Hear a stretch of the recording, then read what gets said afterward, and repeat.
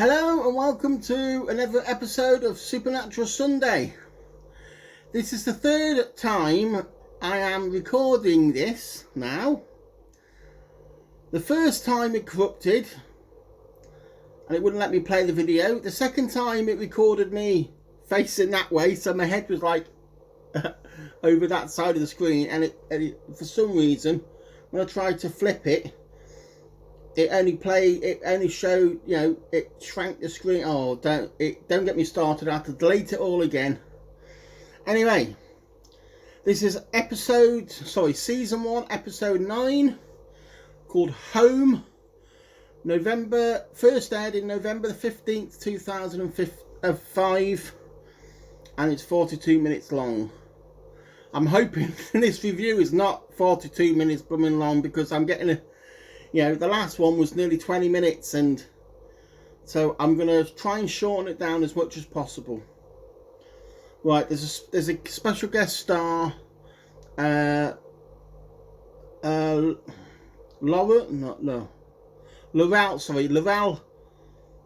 Devine. I've seen her in loads of, well, not loads, but I've seen her in a few other series. She plays a psychic called Missouri Mosley, and yeah, she's brilliant in it. She's right. It takes basically Sam's having dreams again, and they're coming true. Basically, he's what he fears. Like, he was having dreams about his girlfriend dying, and she died, and he's been having dreams about other stuff. Anyway, he's having dreams of the people who live in their old house back in Kansas, and of bad things happening. So he has to convince Dean to go basically to Kansas, to the old house, and Dean's having none of it. He remembers having to carry out baby Sam if you remember back in the pilot episode, he had to carry out his brother after the in the fire, you know what I mean? So he remembers that, and it's traumatized him, and he don't want to be at the house, but they reluctantly go, and they're arguing.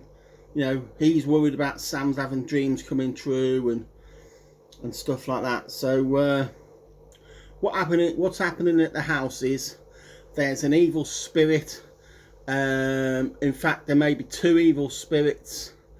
There's a single parent woman, can't remember her name, and two children, a baby who's in a cot, not in a cot but toddler size, and a little girl who's 6 or 7. Basically there's a demon in her closet, basically, and her mum doesn't believe her, even though she's put a chair across the door of the closet. When it's a fire demon or fire spirit, I don't know what it is, comes, basically it shudders the chair out the way, and the door opens, and it just starts like a ball of flames start, and it appears as a person, basically. And the girl screams, and another thing that what happened is she's hearing noises. She's going down to the cellar thinking it's rats, but she can't, she's hearing scratching. And while she's down when she's either answering the door or when she's down in the cellar, that was it. There's two things what's happened. The electricity keeps playing up, and the garbage disposal stopped working. So there's an electrician turned up to fix the garbage disposal, and he's flipping the brake. He turns the brake off, flipping the switch, checking the switch over. It's not the switch. So anyway, he puts his hand down the garbage disposal, and he's fishing things out the garbage disposal. Puts his hand down in the garbage disposal. The bottom of the garbage disposal is open, and the evil spirit's only gone and switched the breaker on and turns on the garbage disposal when the electrician's hand's in the garbage disposal, and he's basically shredded his hand completely. See all the blood dripping down. And then something else has happened. The mother goes down in the cellar to hear these scratches, and the baby wants juice. So and his juice bottle's in the fridge. So what this evil spirit has done, it must be the second evil. It's not the ghost, the fire ghost. It's another evil spirit. He's made the cot fall over so the kid can get out, and like he's just learning to walk or crawl, walk and crawl, and he crawls over to he opens the fridge. The demon opens the fridge, and the baby walks and sits in the fridge, and the demon slams the door shut, so the baby's trapped in the fridge, and the mother comes back frantic, can't find the kid, and then all of a sudden, after about 30 seconds, she's looking around and you can see milk coming out the bottom of the fridge. So, and it's got like a child lock on, so it takes a couple of minutes to open the fridge, and yeah, sure enough, the baby's in there, okay, but she's traumatized. So anyway, Sam and Dean turn up and say they used to live in the house, can they come in, and then ask her if there's anything wrong, and she tells them, and yes, and then tells them about what happened to the mechanic, the electrician, and yeah, the little kid goes, tell them about the monster in the closet, and she's like, oh no, they don't want to hear about your fantasy. He said, what monster in the closet? He says, there's a fire monster in the closet, keeps coming, every night, keeps coming to me every night and scaring me. So anyway, they leave, and they do a bit of they're trying to think what it is, and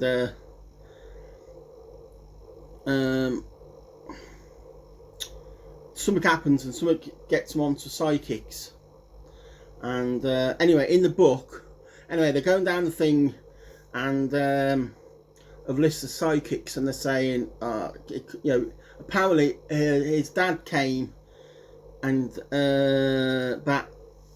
anyway, sorry, no, I'm getting confused here. That was it. They go and basically they go and question the garage owner and see if he remembers, John Winchester, and the garage owner remembers him acting strange and going to see a psychic.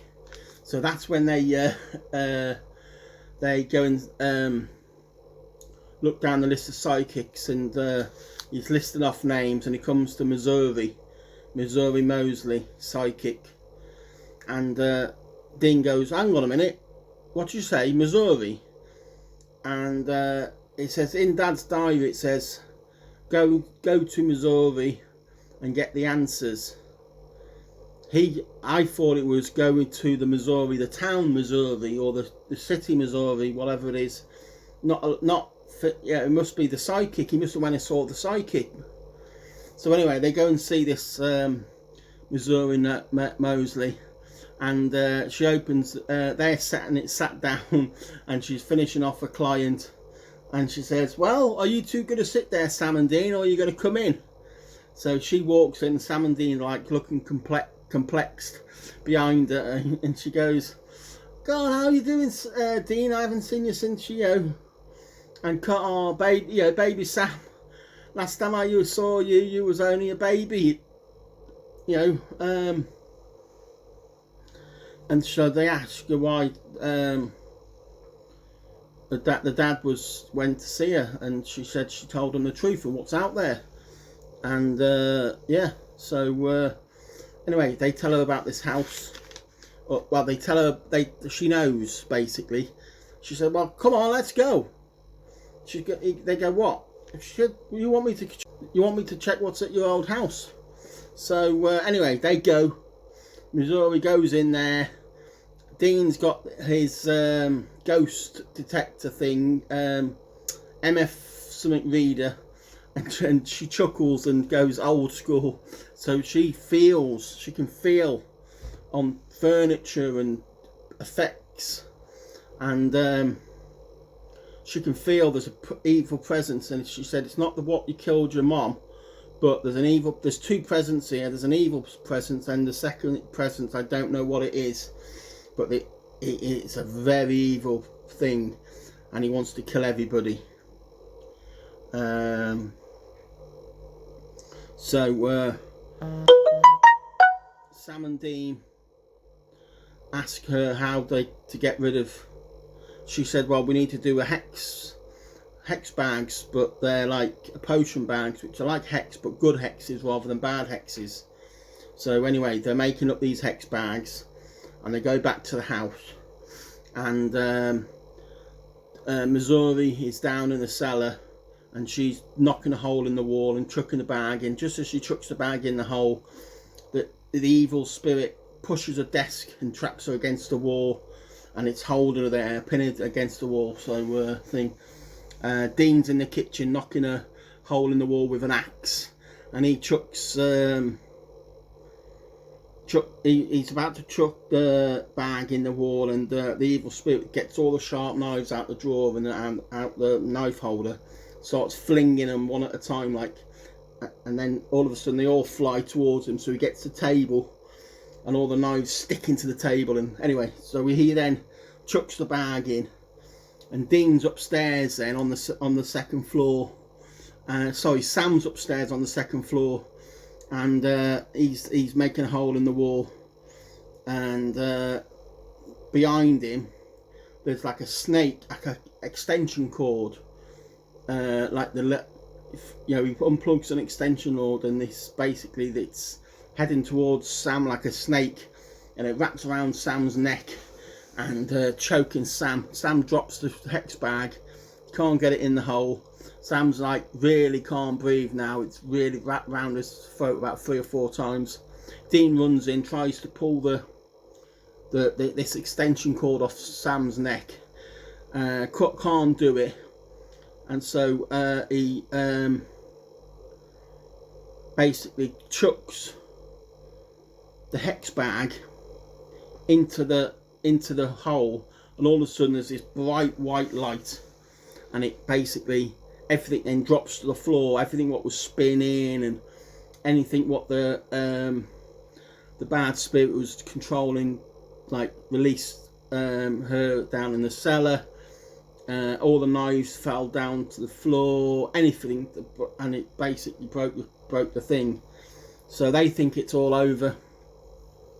So Sam and Dean leave the house. They have to tidy the house up. The owner comes back and it's a mess. So they must tidy the house up, and then it's night. By this time it's night time, so they leave. Missouri leaves. They leave, but they don't go. They stay in the car when they're talking about, Dean, why ain't Dad here? He sent us to this because we need to find Dad. He could, and Sam said he could be dead, and Dean's like, don't talk like that. Anyway, they hear screaming from the house. So the mother, they go to the mother's room, get the mother out, and she's like, my kids. So they grab the baby. The mother's got the baby, and Dean says to Sam, go and get this little girl. So Dean takes the mother, and the mother's like, I've got to stay for so-and-so. She said, Sam's getting the girl. So they leave the house. Sam gets the girl, and as he does, he says the fire demon and just freezes. So anyway, the girl screams. So Sam, realizes he's got the girl, and he's got to get her out. So he gets her out. Goes down the stairs to get her out. And all of a sudden he's like pulled back, so he drops the girl, puts the girl down, and ushers her outside. Then he's pulled back. He's pulled back into another room. The girl runs out, tells her mum that Sam's been grabbed. So Dean runs into tries to go into the house with a shotgun full of salt pellets, and breaks down the door to get in, and Sam's being held up against the door, and all of a sudden the wall, and all of a sudden Dean sees this fire demon. Then he turns around to shoot this fire demon, and Sam said, "Wait a minute, don't shoot. Don't you realise who that is? That's Mom." And anyway, slowly the fire dissipates, and it's their mom. And she says to the boys how good they're looking, and you know, says Sam to Dean, "Thank you for looking after your younger brother." And he says to Sam, "I'm sorry, Sam." And Sam's like, "What are you going to be sorry about?" Anyway, she turns round, looks up in the air to the bad demon who's controlling the house, and said, look here, you know, and thing, you leave my kids alone." And basically metaphorically grabs hold of the spirit, and she burns the spirit up and burns herself up in the process. So she sacrificed herself. You know, they're both now gone to hell or wherever they're going, to save her kids. So yeah, Missouri comes back, checks the house out, and she said, "I can't, it's clean, I cannot, you know, everything's fine, the house is not haunted, there's no evil spirits, your mom's gone, the evil spirit, you know, your mom sacrificed herself to save you lot, you should, you know." And yeah, the homeowner thanks them all, and they all leave. Sam and Dean drive Missouri home, and she waves them off, and as she shuts the door, she says, "I can't believe you are not you don't want to see your kids." And as she walks into the living room, John Winchester is sat on her couch, and he said, "I can't at the moment, it's too dangerous. What I'm chasing, they haven't even, you know, come close to hunting them. You know, they are good hunters, but they're not, you know, I've got to keep this away from them." So basically, the yellow-eyed demon that killed their mom is so powerful, he's worried if he gets the kids, them involved, they're going to get hurt. So yeah, absolutely gripping, you know what I mean? That he's been there the whole time, and he's been following them, so he knows what they've been doing. So he's always been in the background, either looking out for them or whatever. But yeah, absolutely amazing.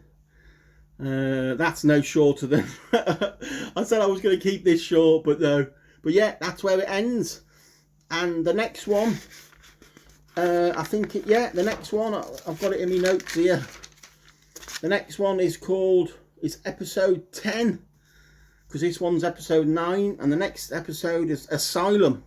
And I remember this from the first time. So back in 2005 when it was released. Yeah, it's a good one. It's another good one. And I can't wait till next week. And yeah, so episode 10's next week. And yeah, we're not even halfway through the series. So yeah, thank you very much for tuning in. If you like this sort of thing, please give me a thumbs up. And if you really want to stick around, consider pressing the subscribe button. It's free. Tell your friends about me, so all like-minded people, and we can all you know, chat about Supernatural. I don't just do Supernatural, I do other movie reviews, I do shopping hauls, DVD hauls, I do show off my DVD collection. I've only got a small-ish, I call it a small-ish collection, but yeah. So yeah, thank you very much. Bye for now.